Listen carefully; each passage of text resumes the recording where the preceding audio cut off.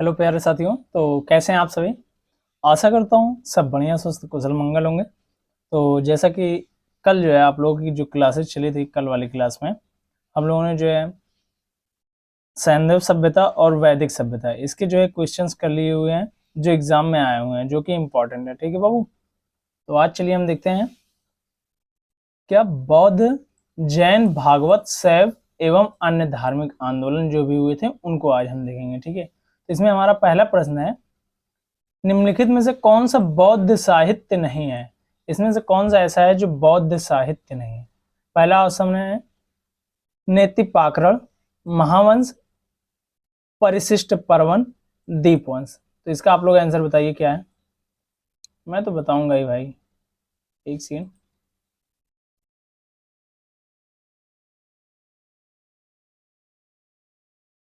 चलो नीचे काम ही नहीं कर रहा है माउस, थोड़ा सा स्क्रॉल कर लेता हूँ। ठीक है। चलिए आप लोग बताइए, निम्नलिखित में से कौन सा बौद्ध साहित्य नहीं है। नेतिपाकरण, महावंश, परिशिष्ट पर्वन, दीपवंश। तो इसमें हमारा ऑप्शन सी सही हो जाएगा। परिशिष्ट पर्वन जो है ये बौद्ध साहित्य नहीं है, बल्कि ये क्या है, जैन साहित्य। कौन सा साहित्य है ये, जैन साहित्य। कौन सा साहित्य है, जैन साहित्य। क्या है, जैन साहित्य। ठीक है बाबू, माउस से ही लिख रहा हूँ भाई, इसीलिए जो है उतना अच्छा लिखा नहीं रहा है। ठीक है। तो ये क्या है, हमारा जैन साहित्य।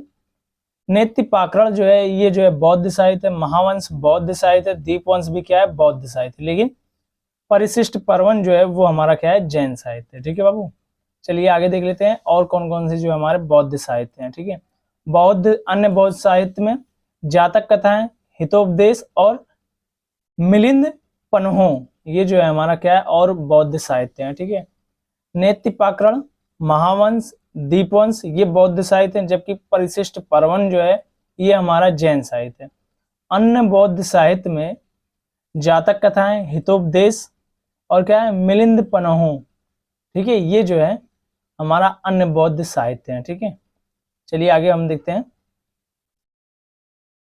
बौद्ध शिक्षा प्रणाली में निम्नलिखित में से कौन शिक्षण का माध्यम था। बौद्ध शिक्षा प्रणाली में शिक्षण का माध्यम क्या था।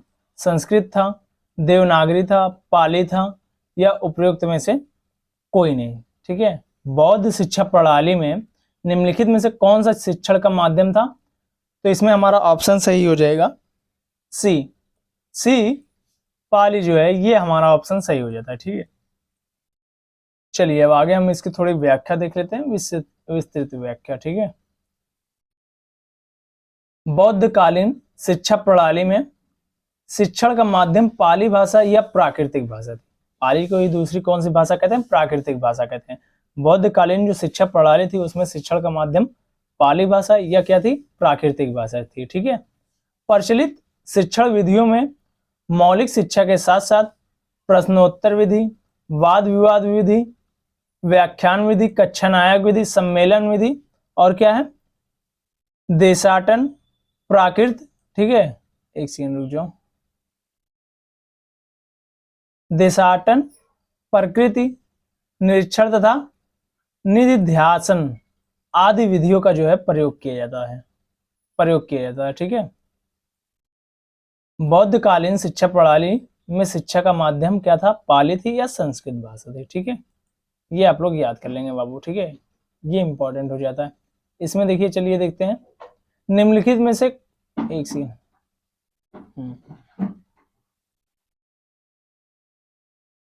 रुक जाओ भाई, थोड़ा सा इसको ऊपर कर दो। आंसर दिख गया तब तक यार, तुम लोग कहोगे आंसर दिख गया यार। चलो फिर भी देखते हैं, निम्नलिखित में से कौन सा युग्म सुमेलित है।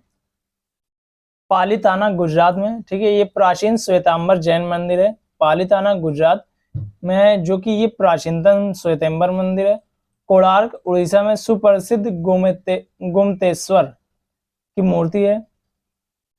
अंकलेश्वर गुजरात में सुप्रसिद्ध सूर्य मंदिर है।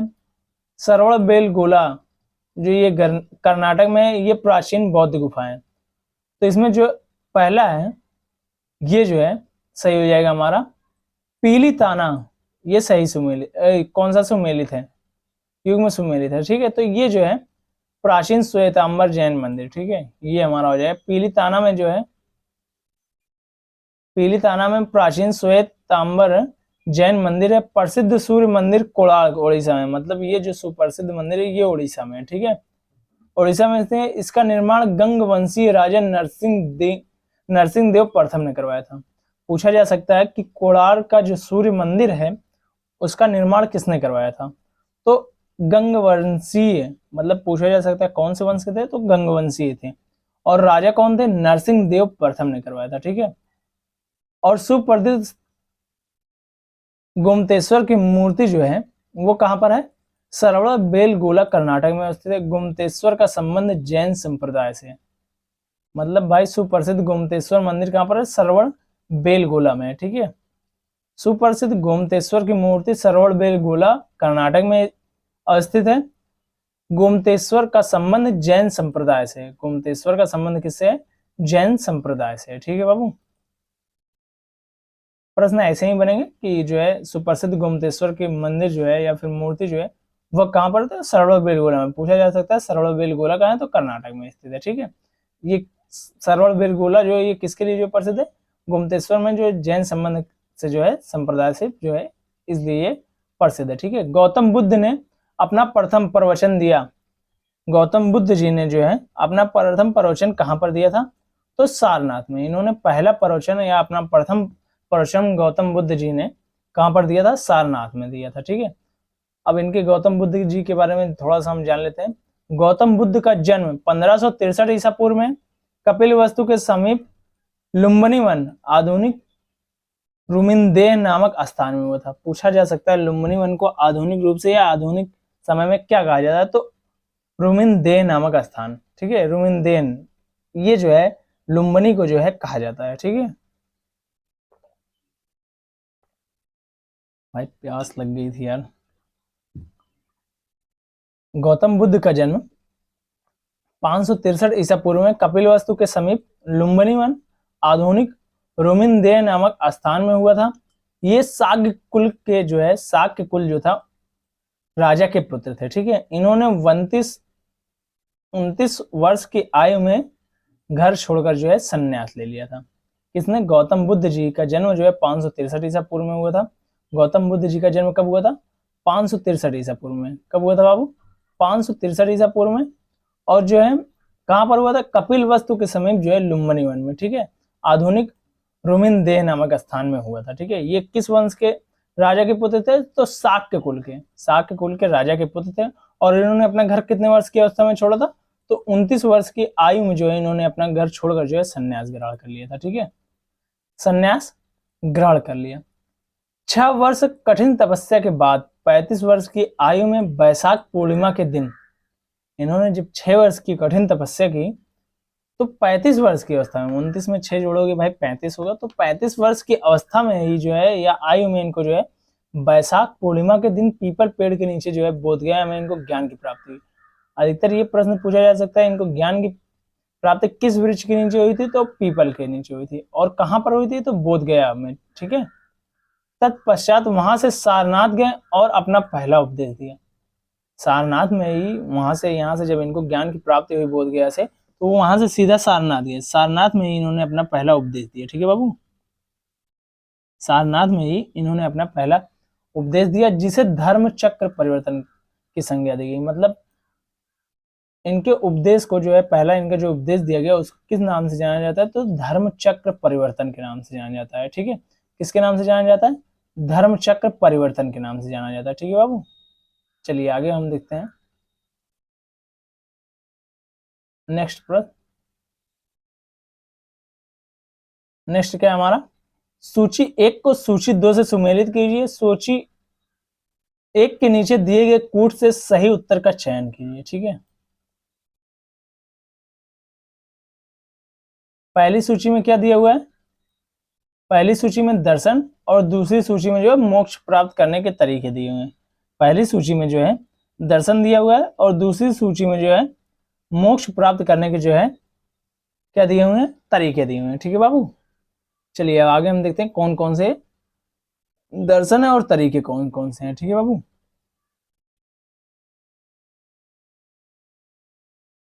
न्याय दर्शन, वास्तविक ज्ञान का अभिग्रहण, इसका जो है मिलाना है ना, तो किससे ये मिलेगा ये चीज हमें बतानी है, ठीक है। मीमांसा दर्शन, आत्मज्ञान ये यहाँ पर दिया हुआ है। संज्ञा दर्शन, यहाँ पर वैदिक अनुष्ठान करना। और चौथा है वेदांत दर्शन, इसका जो है तार्किक जो है चिंतन। तो इसमें कौन कौन सा किसमें मिलेगा, तो न्याय दर्शन, न्याय दर्शन जो है वो हमारा चला जाएगा तार्किक चिंतन में, ठीक है। एक मिनट रुकना। न्याय दर्शन जो है हमारा वो कहाँ चला जाएगा, तार्किक चिंतन में। किस में चला जाएगा, तार्किक चिंतन में, ठीक है बाबू। और हमारा जो मीमांसा दर्शन है, मीमांसा दर्शन है वो किस में चला जाएगा, वैदिक अनुष्ठान करना। वैदिक अनुष्ठान जो है मीमांसा दर्शन से मेल करेगा, ठीक है। वैदिक अनुष्ठान मतलब कि ए का चौथा, मतलब 4-3 कोड बन रहा है 4-3। और संख्या दर्शन जो है ये कहां पर जाएगा, वास्तविक ज्ञान का 4-3-1-2, ठीक है। अब ऑटोमेटिक ये वाला वेदांता दर्शन, ये जो है एक सेकंड, वेदांता दर्शन ऑटोमेटिक जो है आत्मज्ञान में चला गया, ठीक है। वेदांत दर्शन जो है ये आत्मज्ञान में चला गया। न्याय दर्शन, न्याय दर्शन जो है उसको मोक्ष प्राप्त करने का जो है, न्याय के हिसाब से दर्शन जो है उसको मोक्ष प्राप्त करने का तरीका क्या है, तार्किक चिंतन। और मीमांसा दर्शन क्या है, वैदिक अनुष्ठान करना जो है। मीमांसा दर्शन की प्राप्ति जो है कब, मोक्ष की प्राप्ति कब होगी, मीमांसा के थ्रू, तो वैदिक अनुष्ठान करना, ठीक है। और संख्या दर्शन से वास्तविक ज्ञान का अभिग्रहण करना, ठीक है। और वेदांत दर्शन आत्मज्ञान, मतलब 4-4-3-1-2, इसका सही कोड क्या हो जाएगा, 4-3-1-2, 4-3-1-2 मतलब बी वाला ऑप्शन, ठीक है बाबू। 4-3-1-2, 4-3-1-2, ठीक है, ये हो जाएगा हमारा। वाह भाई, मुझे कुछ फीचर्स तो इसमें के पता ही नहीं है भाई, ठीक है। चलिए आगे देखते हैं हम। जैन कल्पसूत्र, जैन कल्पसूत्र की रचना की थी, जैन जो कल्पसूत्र है उसकी रचना किसने की थी, ठीक है। तो कात्यायन ने की थी, बुद्ध घोष ने की थी, नागसेन ने की थी, कि भद्रबाहु ने की थी। जैन कल्पसूत्र जो है उसकी रचना किसने की थी, तो ऑप्शन डी हमारा इसमें सही हो जाएगा, भद्रबाहु ने की थी। जैन साहित्य जो है, जैन कल्पसूत्र जो है उसकी रचना किसने की थी, भद्रबाहु ने की थी, ठीक है। जैन कल्पसूत्र की रचना भद्रबाहु ने की थी। इसमें जैन धर्म के तीर्थंकरों पार्श्वनाथ, महावीर स्वामी आदि का जीवन चरित्र वर्णन है। इनका जो है क्या है, जीवन चरित्र का जो है वर्णन दिया हुआ, किसका किसका, पार्श्वनाथ का, महावीर स्वामी का, इन सबका जो है जीवन चरित्र का वर्णन कहां पर है, जैन कल्पसूत्र जो है उसमें दिया हुआ, वो किसकी रचना है, भद्रबाहु की रचना है, ठीक है। पारंपरिक रूप से मान्यता है कि इस ग्रंथ की रचना महावीर स्वामी के निर्वाण के 150 वर्ष बाद हुई, ठीक है। जो पारंपरिक रूप से इसकी मान्यता दी जाती है कि इस ग्रंथ की रचना जो है महावीर स्वामी के निर्वाण के 150 वर्ष बाद हुई। समझो बाबू, इतने वर्षों बाद हुई भाई। और सब लोग कहते हैं काल्पनिक हर एक चीज है, भाई ये भी तो काल्पनिक माना जा सकता है। 8 दिवसीय पर्युषण वर्ष के समय जैन साधु एवं साध्वी कल्पसूत्र का पाठ एवं व्याख्या करते हैं। 8 दिवसीय पर्युषण वर्ष के समय जो है जैन साधु एवं साध्वी जो है कल्पसूत्र का पाठ एवं व्याख्या करते हैं, ठीक है। जेतवन विहार मोनेस्ट्री स्थित है। जेतवन विहार कहां पर स्थित है, ये प्रश्न जो है पूछा गया है। जेतवन विहार श्रावस्ती में, वैशाली में, राजगिरी में, कौशाम्बी में। जेतवन विहार, भाई अगर बिहार ऑप्शन में सिर्फ दिया होता तो सब लगा देते हैं, लेकिन बिहार के चारों जगहों के नाम दिया हुआ है। जेतवन विहार जो है मोनेस्ट्री स्थित था, ये कहां पर स्थित था, तो श्रावस्ती में। कहां पर, श्रावस्ती में स्थित था, ठीक है बाबू। चलिए इसके बारे में एडिशनल फैक्ट देख लेते हैं हम।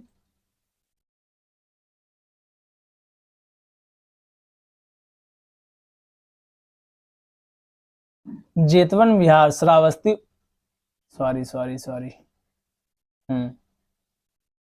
यार, मिस्टेक हो गया मेरे से, बाहर ही मिस्टेक हो गया, मेरे दिमाग में बिहार चल रहा था, लेकिन ये उत्तर प्रदेश में है, ठीक है। श्रावस्ती उत्तर प्रदेश में स्थित था। बौद्ध ग्रंथों के अनुसार इसी विहार को भगवान बुद्ध धर्म द्वारा जो है धर्म सभा मंडप में सत्य और अहिंसा समेत अपने समस्त उपदेशों का अधिकांश भाग दिया गया था। जेतवन विहार श्रावस्ती जो उत्तर प्रदेश में स्थित था, बौद्ध ग्रंथों के अनुसार जो है इसी विहार में, जेतवन विहार में ही भगवान बुद्ध द्वारा जो है धर्म सभा मंडप में जो है सत्य अहिंसा समेत अन्य समस्त उपदेशों का जो है अधिकांश भाग दिया गया था। ठीक है, श्रावस्ती के अनाथ पिंडक ने महात्मा बुद्ध के श्रावस्ती आगमन पर उन्हें रहने के लिए राजकुमार जेत से इस विहार को खरीदा था। अनाथ पिंडक जो था उसने जो है राजकुमार जेत से इस विहार को जो है खरीदा था। किसको? जेतवन विहार को जो है खरीद लिया था। किसके लिए? महात्मा गौतम बुद्ध जी के रहने के लिए। ठीक है, चलिए अगला प्रश्न हमारा क्या है? निम्नलिखित में से किस स्तूप में आर्यक स्तंभ की विशेषताएं प्राप्त होती हैं? निम्नलिखित में से किस स्तूप में आर्यक स्तंभ की विशेषताएं प्राप्त होती हैं? ये हमारा प्रश्न है। तो इसमें हमारा पहला ऑप्शन है सांची, दूसरा है बोध गया, तीसरा है अमरावती, तीसरा है भरहुत। ठीक है, सॉरी चौथा है भरहुत। पहला सांची, दूसरा बोध गया, तीसरा अमरावती, चौथा भरहुत। प्रश्न एक बार फिर से, निम्नलिखित में से किस स्तूप में आर्यक स्तंभ की विशेषताएं प्राप्त होती हैं? ठीक है, तो आर्यक स्तंभ की विशेषताएं जो है वह अमरावती से प्राप्त होती है। कहां से प्राप्त होती है? अमरावती से। ठीक है, अमरावती स्तूप में प्राप्त होती है। चलिए इसकी व्याख्या हम थोड़ी सी विस्तृत देख लेते हैं। आर्यक स्तंभ की विशेषताएं अमरावती स्तूप से में प्राप्त होती है। आर्यक शब्द की उत्पत्ति जो है संस्कृत से हुई है, जिसका अर्थ होता है पूजनीय। जिसका अर्थ क्या होता है? पूजनीय। आर्यक जो शब्द है उसकी उत्पत्ति कहां से हुई है? संस्कृत से हुई है। ठीक है, कहां से हुई बाबू? संस्कृत से हुई, जिसका अर्थ क्या होता है? पूजनीय होता है। आंध्र स्तूपों के प्रत्येक द्वार तोपड़ के, एक मिनट भाई ये क्या हो गया, पृष्ठा भाग में स्तूप से जुड़ा हुआ एक आर्यक मंच निर्मित किया जाता था। अमरावती स्तूप के इस आर्यक पर पतले किंतु सुंदर 5 स्तंभ है, जिसे आर्यक स्तंभ कहा जाता है। ठीक है, आर्यक मंच पर आंध्र स्तूपों का एक विशेष लक्षण है। पूछा जा सकता है किस में जो है आंध्र स्तूपों का एक विशेष लक्षण है? तो आर्यक मंच पर। ठीक है, ये इंपॉर्टेंट हो जाता है, इसको आप लोग कायदे से भाई पढ़ लेना। ठीक है,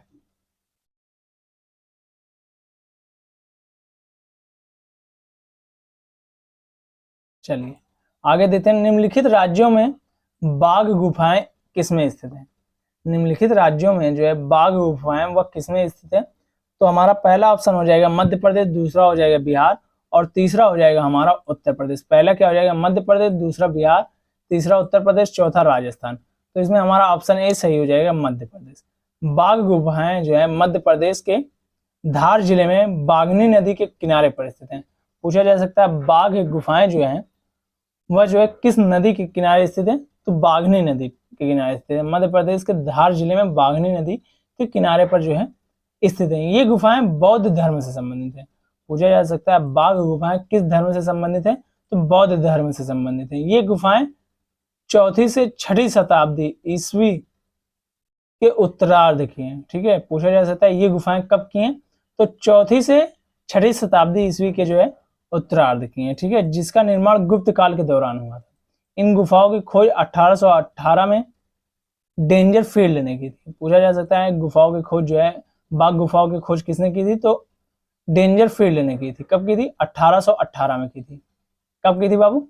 1818 में की थी इन गुफाओं की खोज, डेंजर फील्ड ने की थी। ठीक है, इन गुफाओं का संबंध लौकिक चित्रकला से है। इन गुफाओं में चित्र अजंता के समकालीन है। पूछा जा सकता है ऐसी कौन सी गुफाएं हैं जिसमें अजंता के समकालीन चित्र हैं?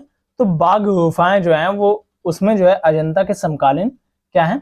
चित्र हैं। ठीक है, चित्रकला है। ठीक है बाबू, चलिए अब आगे हम देखते हैं 16 महाजनपद एवं मौर्य काल। 16 महाजनपद और क्या है? मौर्य काल। इसमें हमारा जो है पहला प्रश्न, चलिए हम देखते हैं। जियोग्राफिया नामक पुस्तक किसने लिखी? जियोग्राफिया नामक जो है पुस्तक किसने लिखी थी? पहला ऑप्शन है टॉलेमी, दूसरा है अलेक्जेंडर वान हम्बोल्ट, तीसरा है वाल्टेयर, तीसरा है अबू रहमान बिरूनी, सॉरी रहन बिरूनी, ठीक है, अबू रहन बिरूनी, टॉलमी, अलेक्जेंडर वान हम्बोल्ट, वाल्टेयर, अबू रहन, ठीक है, अबू रहन बिरूनी। तो इसमें हमारा ऑप्शन ए सही हो जाएगा। किसने किया था? जियोग्राफिया नामक पुस्तक की किसने लिखी थी? टॉलमी ने लिखी थी, ठीक है। जियोग्राफिका नामक जो है, जियोग्राफिया नामक पुस्तक किसने लिखी थी? टॉलमी ने लिखी थी, ठीक है बाबू। यूनानी भूगोलवेत्ता, गणितज्ञ, खगोलविद एवं ज्योतिषविद टॉलमी ने जो है जियोग्राफिया नामक पुस्तक लिखी थी। उनकी अन्य रचनाएं निम्न है। अब कौन कौन सी रचनाएं वो चलिए आप लोगों को हम दिखा देते हैं। टॉलमी जी ने और क्या क्या लिखा है, ठीक है, टॉलमी ने और क्या क्या लिखा है।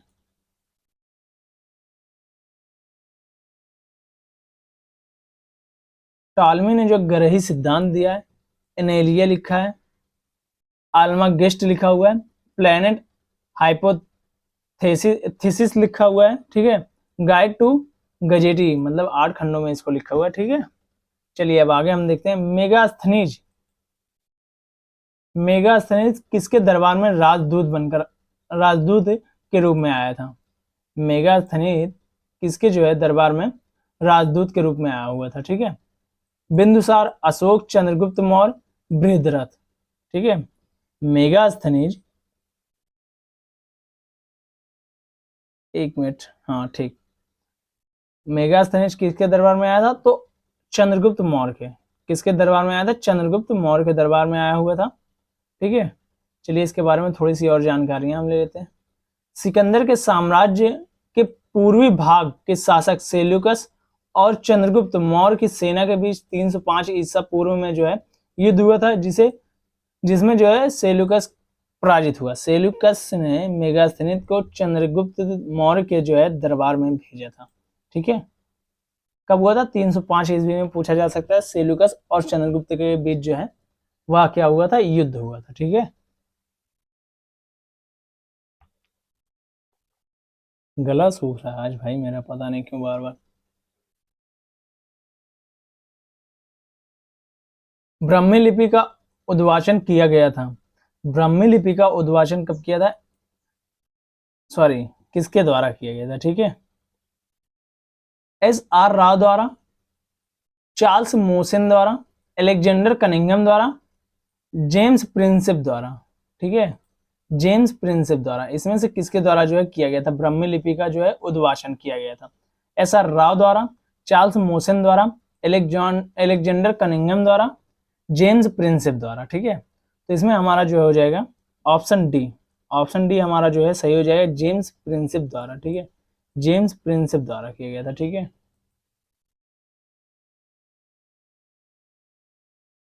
ब्राह्मी लिपि का उद्वाचन जेम्स प्रिंसेप द्वारा किया गया था। सर्वप्रथम 1837 ईस्वी में जेम्स प्रिंसेप ने अशोक के दिल्ली टोपरा अभिलेख को पढ़ने में जो है सफलता पाई थी। अब पूछा जा सकता है सबसे पहले कहाँ का पढ़ा गया? तो दिल्ली टोपरा अभिलेख, दिल्ली टोपरा जो अभिलेख था उसी को जब सबसे पहले जो है पढ़ने में जो है सफलता मिली थी, उसी को जो है सबसे पहले पढ़ा गया था, ठीक है बाबू, इसी को जो है सबसे पहले पढ़ा गया। किसको? दिल्ली टोपरा अभिलेख को जो है सबसे पहले सफलता मिली, ठीक है। और इसको किसने पढ़ा था? जेम्स प्रिंसेप ने पढ़ा था। कब पढ़ा था? 1837 ईस्वी में, ठीक है। इन्होंने सर्वप्रथम सांची के स्तूप पर ब्राह्मी अक्षरों में अंकित दान शब्द के आधार पर ब्राह्मी लिपि का वर्णन तैयार किया। सांची के स्तूप पर जो है ब्राह्मी अक्षरों में अंकित दान शब्द के आधार पर जो है ब्राह्मी लिपि का वर्णमाला जो है वह तैयार किया था इन्होंने, ठीक है।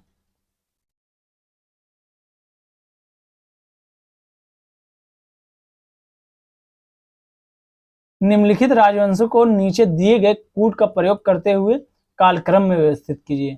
सुंग वंश, सुंग राजवंश, हर्यक राजवंश, नंद राजवंश, मौर्य राजवंश। तो इसमें सबसे पहले कौन कौन आया ये जो है हमारा इंपॉर्टेंट हो जाता है। तो सबसे पहले हर्यक, हर्यक इसी में भाई, ऑप्शन एलिमिनेट करने के तरीके से मार दो भाई, ठीक है। हर्यक सबसे पहले आया, फिर तीसरे नंबर पर मतलब तीसरा नंबर पर जो है नंद वंश जो है वो दूसरे नंबर पर आया। हर्यक सबसे पहले, फिर नंद वंश, फिर कौन सा आया? मौर्य वंश, फिर सुंग वंश।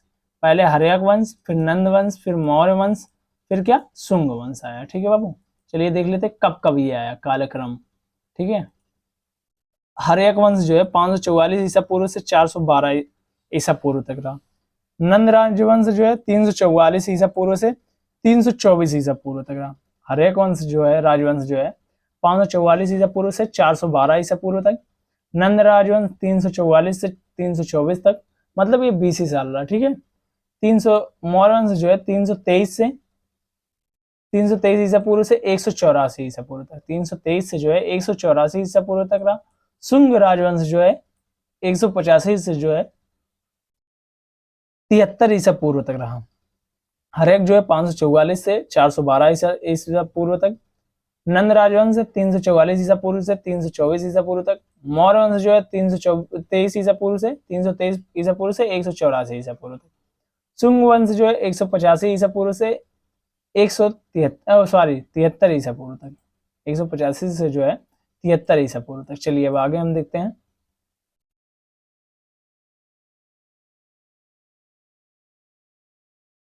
तक्षशिला विश्वविद्यालय का निम्नलिखित में से किसने उत्खनन कराया? तक्षशिला जो विश्वविद्यालय था उसका उत्खनन निम्नलिखित में से किसने करवाया था? डॉक्टर स्पूनर ने, जॉन मार्शल ने, डॉक्टर स्टीन ने, आर.डी. बनर्जी ने। तो इसका जो है हमारा ऑप्शन कौन सा सही हो जाएगा? ऑप्शन बी, जॉन मार्शल ने जो है तक्षशिला जो विश्वविद्यालय था उसका उत्खनन करवाया था। किसने करवाया था? जॉन मार्शल ने। किसका? तक्षशिला जो विश्वविद्यालय था उसका उत्खनन किसने करवाया था? जॉन मार्शल ने करवाया था। ठीक है, चलिए इसकी व्याख्या हम देख लेते हैं थोड़ी बहुत।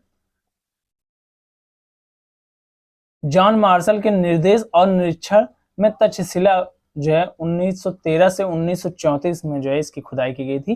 किसकी? तक्षशिला की 1913 से 1934 में खुदाई हुई। नालंदा के विषय में जानकारी सर्वप्रथम 1812 में हैमिल्टन ने दिया था। पूछा जा सकता है ये भी प्रश्न कि नालंदा का जो है सर्वप्रथम किसने दिया था? तो हैमिल्टन ने 1812 ईस्वी में जो है जानकारी इसकी दी थी। ठीक है, आगे क्या है? नालंदा के जीर्णोद्धार हेतु 1915 में खुदाई का काम भारतीय पुरातत्व सर्वेक्षण विभाग ने अपने हाथ में लिया था। पूछा जा सकता है भारतीय सर्वेक्षण विभाग ने जो खुदाई का जो है खुदाई के लिए अपने हाथ में कब लिया था, मतलब खुदाई अपने द्वारा कब स्टार्ट कर दी थी? तो 1915 ईस्वी में। ठीक है, भारतीय पुरातत्व सर्वेक्षण विभाग ने 1915 ईस्वी में कर दी थी। ठीक है, पुरातत्व विभाग के तत्कालीन निदेशक जॉन मार्शल तथा स्पूनर के निर्देश में इसकी खुदाई का कार्य प्रारंभ हुआ। ठीक है, पूछा जा सकता है उस टाइम जो है कौन थे, कब? जब जो है जीर्णोद्धार हेतु जो है खुदाई की गई थी। किसकी? नालंदा की। तो उस टाइम जो है वहां के निदेशक कौन कौन से थे? किसके? भारतीय पुरातत्व सर्वेक्षण विभाग के निदेशक कौन कौन थे? जॉन मार्शल तथा स्पूनर थे। ठीक है, 1922 ईस्वी में राखलदास बनर्जी ने मोहनजोदड़ो की खुदाई करवाई। पूछा जा सकता है 1922 में किस जगह की खुदाई हुई? तो मोहनजोदड़ो की खुदाई किसने की थी? राखलदास बनर्जी ने की थी। ठीक है, हमारा नेक्स्ट प्रश्न क्या है? निम्नलिखित में से कौन सा एक मौर्य वंश का शासक नहीं है? बिंदुसार, अग्निमित्र और कौन? कुणाल, अशोक। तो मौर्य वंश का अंतिम शासक कौन था? वृद्धरथ था। उसकी हत्या किसने की थी? पुष्यमित्र शुंग ने की थी। ठीक है, और शुंग वंश की स्थापना हुई। तो अग्निमित्र जो हमारा क्या हो जाएगा? ये नहीं होगा। ठीक है, अग्निमित्र जो हमारा ये जो है मौर्य वंश का शासक नहीं। बाकी बिंदुसार, कुणाल, अशोक ये जो है तीनों मौर्य वंश के जो है वह शासक हैं। ठीक है,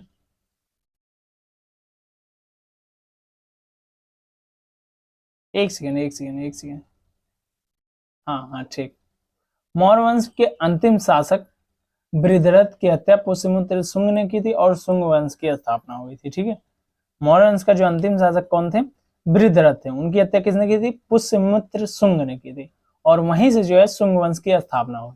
ठीक है, अग्निमित्र के बारे में जानकारी कालिदास की मालविकाग्नि मित्रम में मिलती है।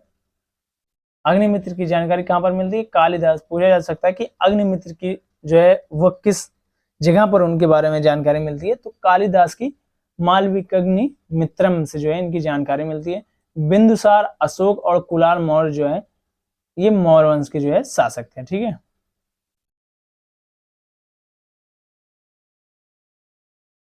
प्रयागराज कुंभ 2019 से संबंधित निम्नलिखित युग में से कौन सा सुमेलित नहीं है?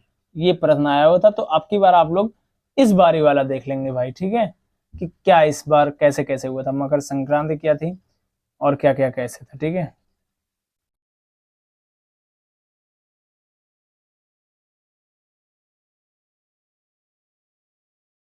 तो इसमें जो है पहला हो जाएगा मकर संक्रांति, जो है 14 से 15 जनवरी को थी, ठीक।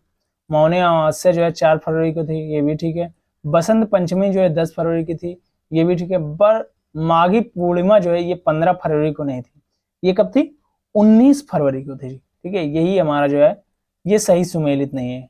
प्रश्न को सही से पढ़िएगा, सुमेलित है नहीं सुमेलित है, ये सब कुछ ध्यान दीजिएगा, थोड़ा सा इससे जो है आप लोगों को जो है प्रॉफिट होगा, ठीक है। ये देखो 19 तारीख को, ठीक है, माघी पूर्णिमा कब थी? 19 तारीख को। इलायची के लिए एक महत्वपूर्ण उत्पादक इडुक्की इडुक्की स्थित है कहाँ पर? तमिलनाडु में, आंध्र प्रदेश में, केरल में, ओडिशा में। तो ये जो है केरल में जो है इडुक्की जो है इलायची उत्पादन का महत्वपूर्ण स्थान है, ये कहाँ पर? केरल राज्य में। कहाँ पर है? केरल राज्य में बाबू, ठीक है।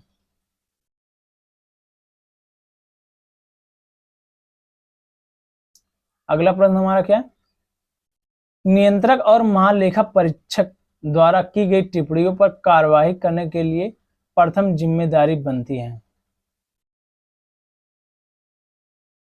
एक मिनट भाई, ये कहां से बीच में ये आ गया?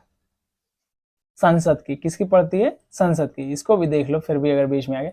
नियंत्रक और महालेखा परीक्षक द्वारा की गई टिप्पणियों पर कार्यवाही करने की प्रथम जिम्मेदारी किसकी बनती है? तो सांसद की बनती है, ठीक है। किसकी बनती है? संसद की बनती है। संविधान के अनुच्छेद 148 में नियंत्रक और महालेखा परीक्षक के स्वतंत्र पद की व्यवस्था की गई है। अनुच्छेद किसमें? 148 में किसके? नियंत्रक और महालेखक लेख की जो है परीक्षक की, महालेख परीक्षक की जो है स्वतंत्र पद की व्यवस्था कहाँ की गई है? 148 अनुच्छेद में, ठीक है। यह केंद्र, राज्य तथा किसी अन्य प्राधिकरण या संस्था के महालेखा परीक्षक से जुड़े लेखा मामलों को व्यवस्थापित करता है और उनका निरीक्षण करता है। इसकी नियुक्ति राष्ट्रपति द्वारा की जाती है। यह केंद्र सरकार के लेखों से संबंधित रिपोर्ट राष्ट्रपति को सौंपता है। ये भाई उतना भी पढ़ने के लिए छोड़ दो, ठीक है, इसको बाद में पढ़ लेना कायदे से। अभी जो हम कर रहे हैं वही करेंगे, ठीक है। धौली स्थित है गुंजाम में, चिल्का में, भुवनेश्वर में, जयपुर में। तो धौली जो है वो भुवनेश्वर, उड़ीसा में जो है भुवनेश्वर से 8 किलोमीटर दूरी दया नदी के किनारे पर जो है स्थित है। भुवनेश्वर से जो है 8 किलोमीटर की दूरी दया नदी जो है उसी के किनारे जो है धौली जो है वो स्थित है। इस स्थान से अशोक के चतुर्दश शिलालेखों की एक प्रति प्राप्त हुई है। चतुर्दश जो उनके शिलालेख थे उसकी एक प्रति कहां से प्राप्त हुई है? तो यहीं से प्राप्त हुई है, धौली हिल्स से, ठीक है। धौली हिल्स जो है उड़ीसा के भुवनेश्वर में जो है 8 किलोमीटर दूर दया नदी के किनारे पर स्थित है, ठीक है। यहाँ से जो है अशोक के चतुर्दश जो है शिलालेखों की एक प्रति प्राप्त हुई है। धौली पहाड़ी को कलिंग युद्ध क्षेत्र माना जाता है। धौली पहाड़ी को जो है कलिंग युद्ध क्षेत्र माना जाता है, ठीक है। चलिए आगे देखते हैं हम। वाराणसी को निम्नलिखित में से किसने जो है अपना अद्वितीय राजधानी बनाया था? अजातशत्रु ने, कालाशोक ने, महापद्मानंद ने, शिशुनाग ने। तो अजातशत्रु ने जो है वाराणसी को जो है अपनी जो है द्वितीय राजधानी बनाया था। किसने? अजातशत्रु ने, ठीक है। चलिए आगे हम देखते हैं इसकी व्याख्या थोड़ा सा, ठीक है। अजातशत्रु ने वाराणसी को अपनी द्वितीय राजधानी बनाया। अजातशत्रु 1492 ईसा पूर्व से 492 ईसा पूर्व से 460 ईसा पूर्व तक राजा अपने पिता बिंबिसार की हत्या करके मगध का शासक बना था। कौन? अजातशत्रु, अपने पिता की, इसीलिए इसको पितृहंता भी कहा जाता है, ठीक है। अपनी साम्राज्यवादी नीतियों के कारण उसने काशी तथा वज्र संघ को मगध साम्राज्य में मिलाया था। इसके शासन काल में राजगिरी सप्तपर्णी गुफा में प्रथम बौद्ध संगीति का जो है आयोजन हुआ था। पूछा जा सकता है कि प्रथम बौद्ध संगीति का आयोजन किसके शासनकाल में हुआ? तो अजातशत्रु के शासनकाल में हुआ था, ठीक है। कहाँ पे हुआ था प्रथम बौद्ध संगीति? तो राजगिरी में हुआ था, ठीक है।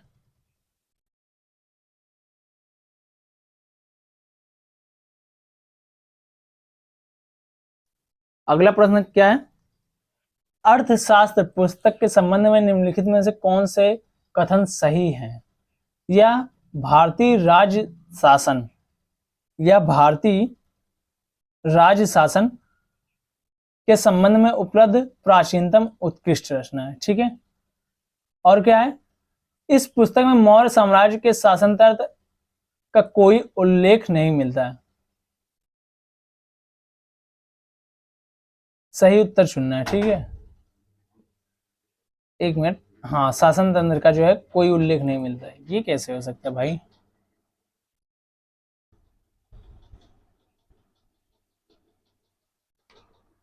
हाँ, मौर्य शासन का नहीं मिलता लेकिन भारतीयों का मिलता है। ठीक है, तो अर्थशास्त्र पुस्तक में जो है, या प्राचीन या भारतीय राज्य व्यवस्था राज शासन के संबंध में जो है उपलब्ध प्राचीनतम उत्कृष्ट रचना है, ये भी हमारा सही है। और इस पुस्तक में जो है मौर्यकालीन मौर्य साम्राज्य तथा जो है शासन तंत्र की कोई उल्लेख नहीं मिलता। इसमें ऑप्शन हमारा सी जो है वो सही हो जाता है, 1 और 2 दोनों। ठीक है बाबू, चलिए आगे हम देखते हैं इसकी विस्तृत व्याख्या थोड़ी सी। ठीक है, फिर मौर्योत्तर काल हमारा आ जाएगा, वो जो है कल की क्लास में हम लोग देखेंगे। ठीक है, आज यहीं पर 2 टॉपिक डेली के डेली कंप्लीट करवाता रहूंगा, ऐसे आप लोगों की धीरे धीरे चीजें जो है वो कंप्लीट होती रहेंगी।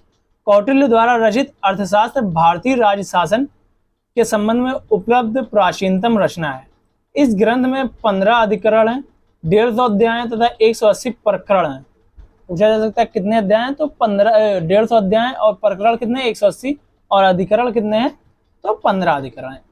इसके अधिकरणों में नागरिक प्रशासन, दीवानी, फौजदारी, कानूनों, सभासदों एवं सप्तांग सिद्धांतों का वर्णन मिलता है।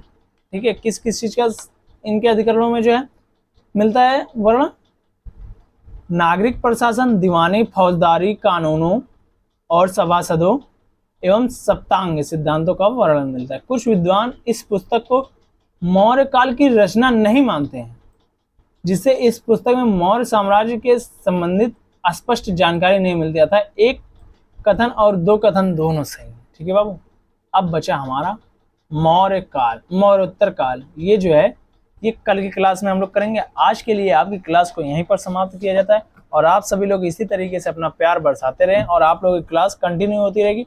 आप लोग जो है मेरे टेलीग्राम चैनल पर जुड़ जाएं, वहीं पर आप लोग को सारी की सारी PDF अवेलेबल करा दी जाएगी, और आप लोग देखोगे वहाँ पर PDF अपलोडेड भी है। ठीक है, तो इसकी PDF मैंने पहले से ही अपलोड कर दी, पूरी की पूरी कंप्लीट है, आप लोग देख लीजिएगा।